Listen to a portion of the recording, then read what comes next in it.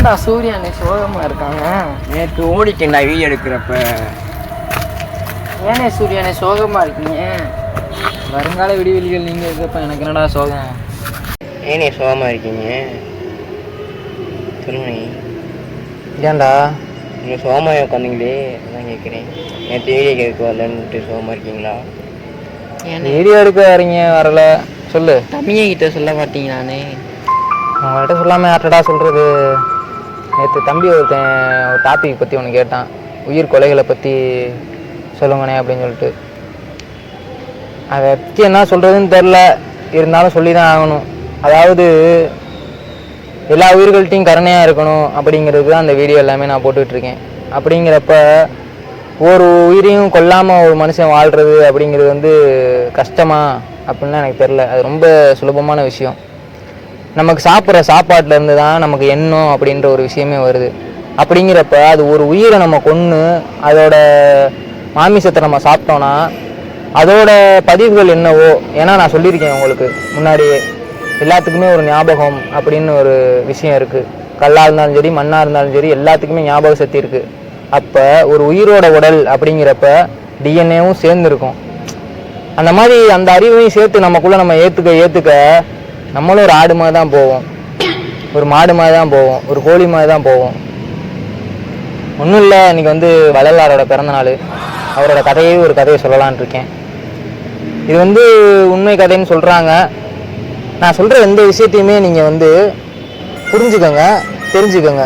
ஆனால் அது உண்மையா அப்படிங்கிறத உங்கள் அறிவில் நீங்கள் பயன்படுத்தி பார்க்கணும். அப்போ தான் எல்லாத்துக்குமே ஒரு விடை கிடைக்கும். அதாவது ஒரு நிர்வாண சித்தர்ன்ற மாதிரி ஒருத்தர் இருந்திருக்காரு. அவர் வந்து உடம்புல ஒட்டு துணியுமே இல்லாமல் ஒரு ரோட்டில் நின்றுட்டு போகிற வர மக்கள் எல்லாம் பார்த்து ஆடு போகுது, மாடு போகுது, கோழி போகுது அப்படின்னு சொன்னாங்க. அப்போ வள்ளலார் வந்தப்போ தான் அவர் தன்னோட உடம்பையே மறைச்சிக்கிட்டு சொல்லியிருக்காங்க. எதுக்காக சொல்லியிருக்காங்கன்னா அவங்க சாப்பிட்ற உணவு முறைகளை பார்த்து தான் சொல்லியிருக்காரு அப்படி. ஆனால் வள்ளலார் அந்த இடத்துல போகும்போது அவரை பார்த்து உத்தமமான ஒரு மனுஷன் வராரு அப்படின்னு சொல்லிட்டு தன் கையை மறைச்சிட்டு அந்த இடத்துல இருந்து ஓடிட்டார். அப்படிங்கிறப்ப ஏன் அவரை அந்த இடத்துல வள்ளலார் நான் சொல்ல விரும்புனேன்னா, அவர் தான் வாடிய பயிரை கண்ட போதெல்லாம் மாடினேன் அப்படின்னு சொல்லி நம்ம படிச்சுக்கிறக்கப்பே ஒரு கனலை மூட்டினார்.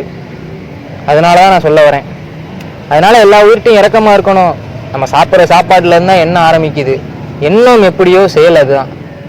எண்ணம் போல் வாழ்க்கை அப்படின்னு சொல்லியிருக்காங்க தெரியுமில்ல. அப்போ அந்த எண்ணம் உருவாகிறது ஒரு உணவு மூலயமா. அப்படிங்கிறப்ப நம்ம எந்த மாதிரி ஒரு உணவு எடுத்துக்கணும்? டாக்டர்லாம் நிறைய பேர் இருக்காங்கடா, அவங்க படிக்காத படிப்பு இல்லை, அவங்களுக்கு தெரியாத ஒரு விஷயங்கள் கிடையாது. ஆனால் அவங்களுக்கு தெரியும்ல, ஒரு 7 தாதுக்கள் வந்து உடம்புல மெயினாக ஆட்சி செய்யுது. அந்த 7 தாதுகள் எந்தெந்த உணவில் எந்தெந்த செடி கொடியில் இருக்கோ அதை சாப்பிட்டோம்னாலே முடியுது. அந்த 7 தாதுகள் என்னதானே? 7 தாதுக்கள் வந்து எலும்பு, இரத்தம், சுக்கிலம், நரம்பு, இந்த மாதிரி ஒரு 7 தாதுக்கள் இருக்குது. நீ அதெல்லாம் எடுத்து படிச்சுக்க. நம்ம வீடியோவில் சொன்னோம்னா ஒரு மணி நேரம் ஓடும். சரியா? இது எல்லாத்தையுமே நான் உனக்கு மேலோட்டமாக சொல்கிறேன், அதை உள்ளோட்டமாக நீ தான் போய் படித்து தெரிஞ்சுக்கணும். ஏன்னா எல்லாத்துக்குமே எல்லா அறிவையும் இறைவன் கொடுத்துருக்காரு. அதில் நமக்கு எந்த சிறந்த அறிவோ அதை நம்ம எடுத்துக்கணும். நல்லது கெட்டது முதல் தெரியணும்டா.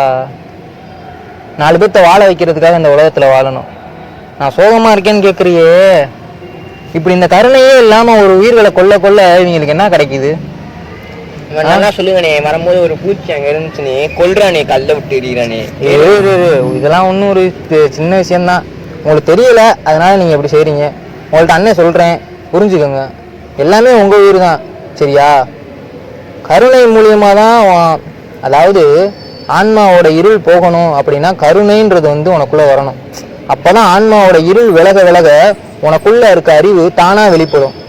சரியா? அந்த அறிவு வெளிப்படாத ஒரே காரணத்துக்காக தான் இப்படி அறியாமையில் இவ்வளோ சேட்டை செஞ்சுக்கிட்டு இருக்கீங்க. புரியுதா? அதனால உணவு முறையில் ஃபஸ்ட்டு மாற்றணும். அப்புறம் தான் எண்ணம் மாறும். எண்ணம் மாறினதுக்கப்புறம் தான் உங்கள் செயல்கள்லாம் மாறும். இதான் சோகமாக இருக்கேன். இதெல்லாம் எப்படி என்னால் திருத்த முடியும்லாம் தெரில. என்னையும் படைச்சி இறைவன் அமைச்சிருக்காரு, ஒரு நல்ல வழியை காட்டியிருக்காரு. அதை எல்லாத்துக்கும் சொல்லணும்னு எனக்கு தோணுது. அதனால தான் சொல்கிறேன். தப்பாக இருந்தால் மன்னிச்சுக்கட்டும். கொல்லானை புலால் உண்ணானை ஏனைய உயிர்கள் தொழும்.